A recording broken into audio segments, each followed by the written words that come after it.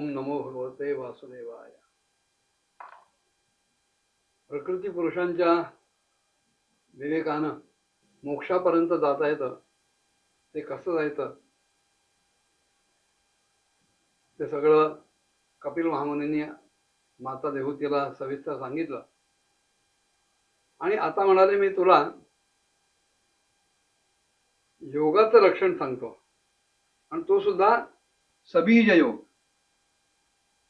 योगस्य लक्षण मोक्षे सबीजस्य निरपात्वज मनो येनैव विधिना प्रसन्नै याति सत्वतम.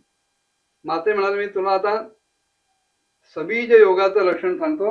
म्हणजे सबीज म्हणजे ध्येय स्वरूपाच्या आलंबनानं युक्त असलेला योग. दोन प्रकारचे आहेत, एक सबीज आणि निर्वीज. जो सबीज योग आहे तो थोडासा साधा सोपा सरळ आहे, काही आधार घेऊन केला जाणार आहे. उदाहरणार्थ प्राणायाम आपण करतो, नुसतं श्वासाचं नियंत्रण हा शुष्क प्राणायाम झाला.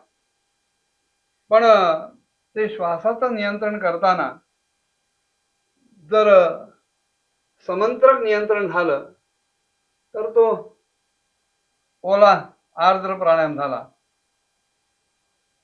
पण जो निर्बीज योग आहे तो मात्र थोडासा कठीण आहे, गुंतागुंतीत आहे.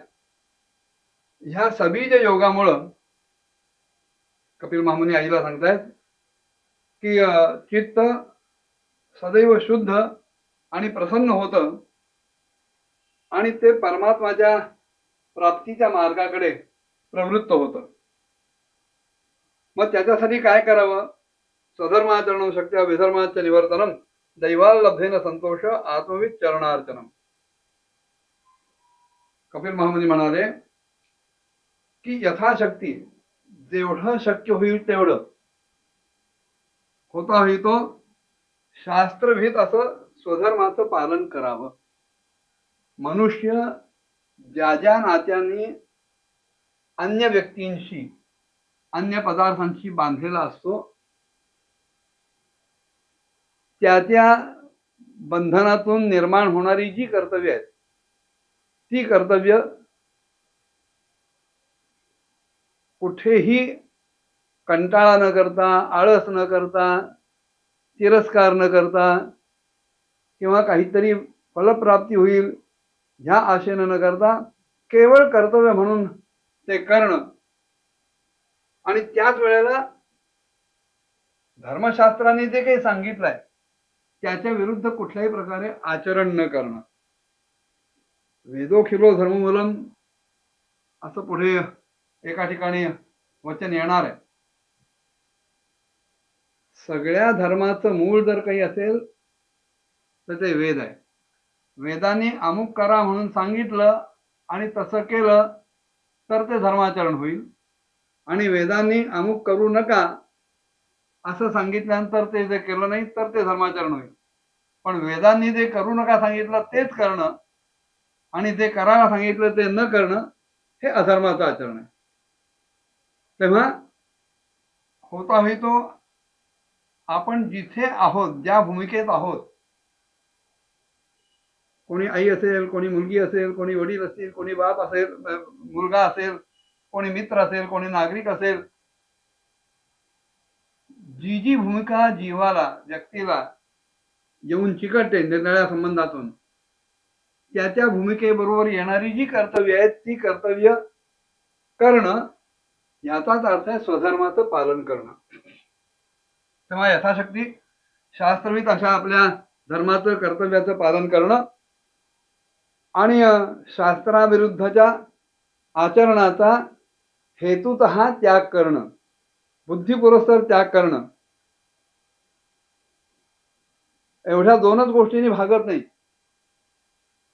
आपल्या आईला ते सांगतायत की प्रारब्धाच्या नुसार आपल्याला जे काही मिळेल, यदृच्छेने जे काही आपल्याला वाट्याला येईल ते स्वीकारणं, त्याच्यात समाधान मानणं, त्याच्यात संतुष्ट असणं, आणि ज्यांना खरोखर आत्मज्ञान झालेलं आहे, जे आत्मसाक्षात्कारी आहेत, अशा व्यक्तींबद्दल आदर बाळगणं, त्यांची पाद्यपूजा करणं, त्यांना वंदन करणं, हे जर झालं तर जो सबीज योग मी सांगतोय तो साध्य होईल आणि त्याच्यातून चित्ताला प्रसन्नता प्राप्त होईल, आनंद मिळेल, चित्त शुद्ध होईल आणि भगवत प्राप्तीच्या मार्गाकडे आपली आणखीन प्रवृत्ती होईल. आणखीन काही त्यांनी पथ्य सांगितली. ग्राम्य धर्म निवृत्तिश्च मोक्ष धर्म रतीस्तथा मितमेध्या धर्म शाश्वत विविक्त क्षेम सेवनम. कपिल महामुनी सांगतायत की ज्याच्यामुळं विषयांबद्दलची आसक्ती वाढेल, विषयांबद्दलच्या वासना वाढतील, कामना वाढतील, अशा कुठल्याही कर्मापासून ज्याला भगवत प्राप्ती हवी आहे, ज्याला हा सबीज योग साधायचा आहे, त्याने निग्रहपूर्वक दूर राहिला पाहिजे. संसाराच्या बंधनांपासून मुक्ती देणारे जे धर्म आहेत, जी कर्तव्य आहेत, ती कर्तव्य अत्यंत प्रेमानं, आपलेपणानं करत राहणं. त्याचबरोबर पवित्र आणि परिमित असं भोजन करणं. इथे त्यांनी ग्राम्य धर्म आणि मेध्यादन असे दोन शब्द वापरले. ग्राम्य याचा अर्थ आपण प्राकृतात गावंढळ किंवा ग्रामीण असा अर्थ होतो. इथे ग्राम्य शब्दाचा अर्थ आहे आपलं शरीर हे इंद्रिय ग्रामच आहे. तेव्हा या शरीरातली जी इंद्रिय आहेत, पंच ज्ञानेंद्रिय, पंच कर्मेंद्रिय, 11 मन, ही ज्या ज्यामुळे नाना प्रकारच्या विषयांमध्ये अडकतील असं काहीही न करणं. तसं जे मेध्य अन्न आहे त्याच अन्नाचा स्वीकार करणं अभिप्रेत असल्याचं कपिल महामुनी आईला सांगतात. मेध्य याचा अर्थ जे यज्ञात समर्पण करण्याजोगं आहे ते, ज्याचं हवन करणं शक्य आहे ते, ज्याचा भगवंताला नैवेद्य दाखवता येईल ते, वाटेल त्या गोष्टी मेध्य ठरत नाही. तेव्हा जे पवित्र आहे, शुद्ध आहे असं जे अन्न आहे, जे हवनीय द्रव्य आहे, असं अन्न, किंवा सोपी युक्ती म्हणाले, अखंडानंदांनी एका ठिकाणी म्हटलंय की तुळशी पत्र टाकल्यानंतर तो पदार्थ बिघडणार नाही अशी जेव्हा स्थिती असेल तेव्हा ते मेध्य अन्न आहे. तेव्हा असं जे पथ्यकारक आणि स्वभावतात आणि जातीनं पवित्र आणि सहज शिजवण्याजोगं अन्न असेल ते अन्न घ्यावं. शिळं अन्न सेवन करू नये. बर, जे काही मेध्य अन्न आहे ते सुद्धा उगीच्या उगीच आवश्यक नसतानाही घेऊ नये. मिताहारी राहायला सांगितलंय की देहधारणा होण्यासाठी जेवढं किमान आवश्यक आहे तेवढंच अन्न स्वीकारावं. कमी अन्न स्वीकारलं तर देहामधली ताकद नाहीशी होईल. मग जी काही साधना करायची, जो योग साधायचा आहे तो साधणार नाही. आणि अतिरिक्त अन्न जर सेवन केलं, जरी ते मेध्य असलं, पवित्र असलं, शुद्ध असलं, शिळं नसलं, तरी सुद्धा ते जर प्रमाणाच्या बाहेर खाल्लं तर त्याच्यातून मांद्य येईल, सुस्ती येईल, त्या योगात लक्ष लागणार नाही, झोप येईल. तेव्हा जे अन्न सेवन करायचंय ते केवळ देहाच्या धारणेसाठी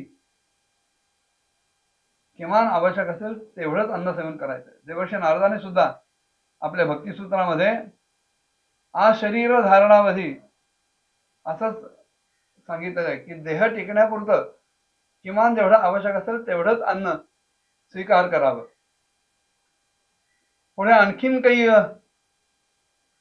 त्याने गोष्टी सांगितल्या. मन, वाणी आणि शरीर ह्या कुठल्याही बाजूनं कोणत्याही जीवाला त्रास न देणं, त्याची हिंसा न करणं, सदैव सत्य असेल तेच बोलणं. त्यात पुन्हा सनातन वैदिक धर्माची व्याख्या करताना म्हणतात, सत्यम ब्रूयात प्रियम ब्रूयात न ब्रूयात सत्यम अप्रियम प्रियंच नानृतम ब्रूयात एष धर्म सनातना. जो साधक आहे, ज्याला सबीज योग साधायचा आहे, त्याने सत्यच बोलायला पाहिजे. पण सत्य बोलताना ते कटू सत्य असता कामा नये, प्रिय सत्य बोलता आलं पाहिजे. सत्यम ब्रूयात प्रियम ब्रूयात, पण न ब्रूयात सत्यम अप्रियम. अप्रिय असलं तरी आणि खरं असलं तरी ते बोलू नये. प्रियंच्या नानृतम ब्रूयात, एखाद्याला प्रिय वाटेल गोड वाटेल, पण ते जर खोटं असेल तर तसंही ते बोलता कामा नये. सत्यम ब्रूयात प्रियम ब्रूयात न ब्रूयात सत्यम प्रियम प्रियंच नानृतम ब्रूयात एष धर्म सनातन. असा सनातन धर्म जर आपण आपल्या आचारामध्ये स्थापित केला तर त्या व्यक्तीला कपिल महामुनी जो सबीज योग सांगतायत तो साधणं जमू शकेल. पुन्हा त्या योगाच्या अभ्यासकानं आवश्यकतेपेक्षा अधिक कुठल्याही वस्तूचा परिग्रह करू नये, संग्रह करू नये. जेवढं किमान आवश्यक असेल तेवढंच आपल्याजवळ ठेवावं. कारण आवश्यकतेपेक्षा जास्त ठेवलं की ते त्याचं संरक्षण करण्याची जबाबदारी येते. मग ते कोणी चोरून नेईल का, त्याचा नाश होईल का, नासेल का, अशा प्रकारची भीती सुद्धा मनामध्ये निर्माण होऊन सबीज योगासाठी जे चित्ताची एकाग्रता आवश्यक आहे ती एकाग्रता राहणार नाही, चित्त विचलित होत राहील. तपस्या करणं हे सुद्धा अत्यंत आवश्यक आहे. कुठलीही गोष्ट सहजी मिळत नाही. जी गोष्ट सहजी मिळते त्याची किंमत राहत नाही. तेव्हा भगवत प्राप्तीसाठी जर सबीज योगाचा आश्रय घ्यायचा असेल तर तिथे तपस्या सुद्धा अत्यावश्यक आहे. म्हणजेच जो काही धर्माचा भाग पाळायला सांगितलाय, धर्माचरण करायला सांगितलंय, तिथे आवश्यक असतील तितके कष्टही झेलाची तयारी असायला पाहिजे, श्रम करण्याची मानसिकता असली पाहिजे. अंतर्बाह्य शुचिता साधता आली पाहिजे, पावित्र्य राखता आलं पाहिजे, शास्त्रांचं अध्ययन केलं पाहिजे. आणि हे सगळं करत असताना ह्या सगळ्याचा जो आधार आहे भगवत पूजा, भगवत भक्ती, ही सुद्धा अखंड केली गेली पाहिजे. मग आणखीन त्यांनी काय काय सांगितलं पुढच्या भागात बघूया. ओम नमो भगवते वासुदेवाय.